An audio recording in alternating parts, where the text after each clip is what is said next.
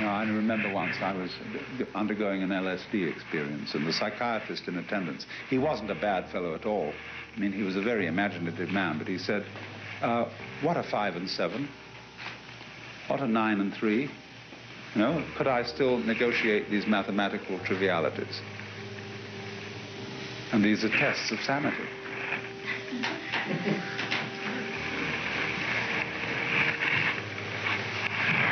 Now, I don't want to deride that completely, because anybody who explores into worlds beyond the everyday world should be able, ideally, to come back with an account of what he's seen. I believe very much in being a bridge between worlds and being able to put into intelligible and rational language things that come from experiences beyond the intelligible and rational. That's the task of a poet. A poet is supposed to be a person who says what can't be said. At least he's always approximating to that. In a way, nothing can be described, except to those who already know what it is. You know what I mean by water because you've tasted water and seen it. If you had never seen water, you wouldn't know what I meant by the word. On the other hand, what will I do with a person who is congenitally blind and he's never seen light and doesn't know what color is? I'm going to make a hell of an attempt to describe it to him.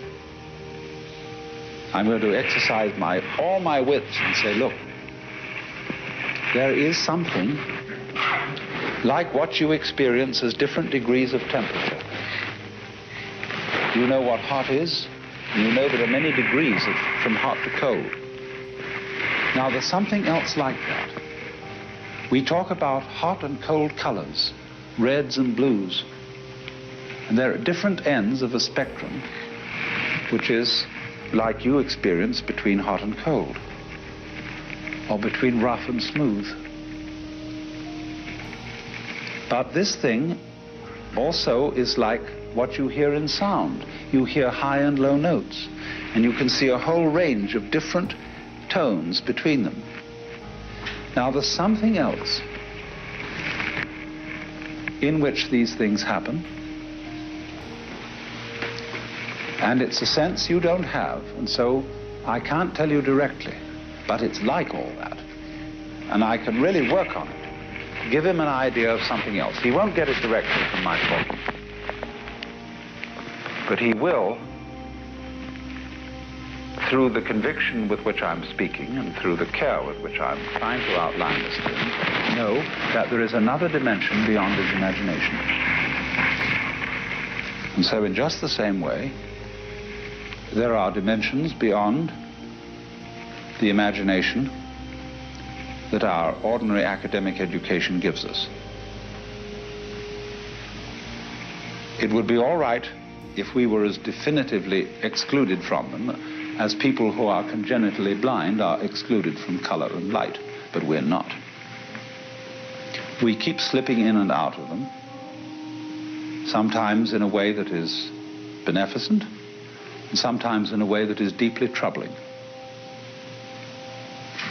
When a person who is brought up in Arkansas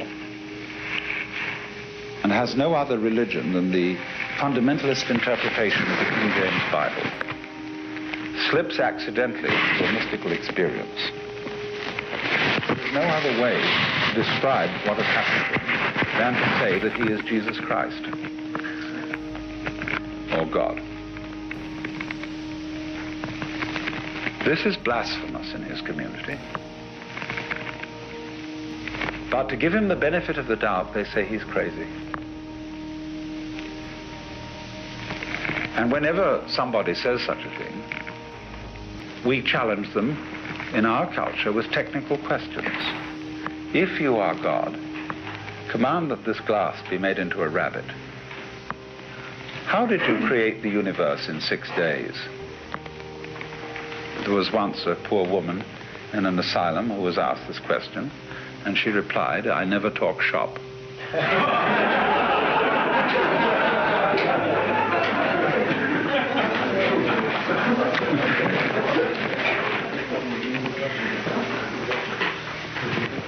there it is, you see.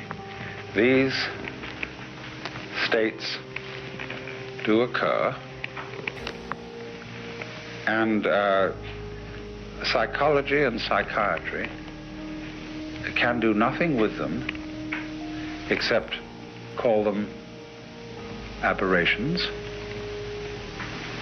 unless psychiatrists and psychologists have themselves explored these experiences.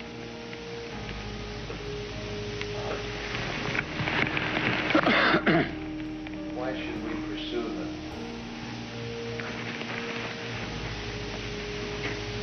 Because you have to deal with them. And because what is always being asked of you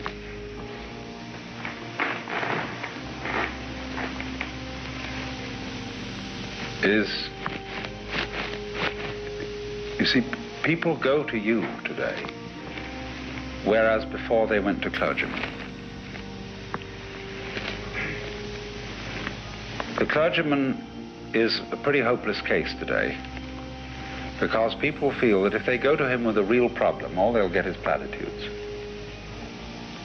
Especially if it's a moral problem of any kind, he'll be understanding. They know that because he's been to a modern theological school where they had courses in pastoral psychology and counseling. But they know fundamentally that a clergyman is out to get you. He wants to enroll you in a community, in a church, and so that you'll be a regular contributor. They have a little bit more confidence in a doctor or somebody associated with doctoring, because they know a doctor wants to get rid of his patients. A doctor doesn't want to get you hooked on medicine if he's an honest doctor, but a clergyman wants to get you hooked on the religion.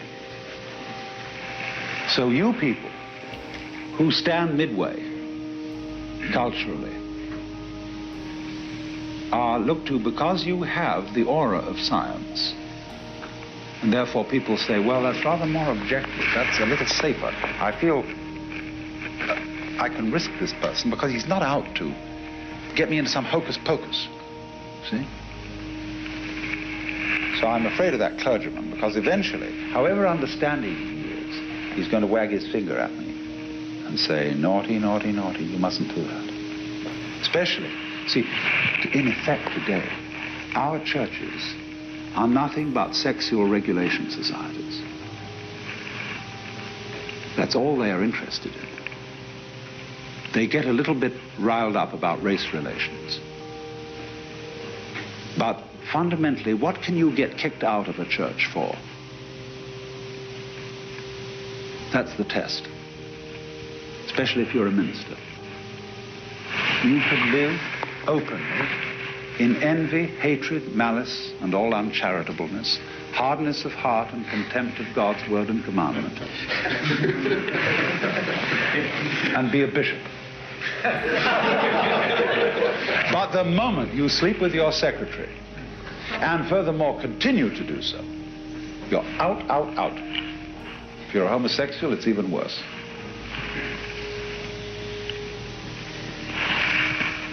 That's the test. That's what it's all about. Well, let's reserve questions to a little later, and then we can take them all together. But over and over again, this is the thing that matters. So people who, for various reasons, are involved in a form of love or sexual relationship, which is by these standards irregular, they know that when finally they get down to it with the minister, he's going to say naughty, naughty, naughty. And so it goes. So they don't go to him, because he stands for pure squaredom, however softly he puts it over, the soft sell. But they know with the psychotherapist they're going to get some less judging and more understanding attitude. But they will pursue the psychotherapist to a certain extent and find that beyond a certain point he collapses, because he doesn't know what to do with death. He has no metaphysical ground. The priest has too much metaphysics, and he has no understanding on the level of that the psychotherapist has competence in. So therefore, to be truly effective, the psychotherapist needs a kind of deeper vision. And he hasn't any reason to be afraid of it and to be feeling that this will injure his scientific respectability. Because as I've given you the clues this morning, you don't need to talk about mysticism. You need to talk about ecological awareness. There is always a language you can translate this into that will placate behaviorists, logical positivists, and other people who want to insist fundamentally that the universe is dull. You see, that's what lies behind all these mythologies. A person who wants to say on the one hand that the universe is something that strikes him as profoundly mysterious will talk about the Godhead and things behind it. A person who, on the other hand, who wants to say, oh, well, it's just a thing that's not really very important.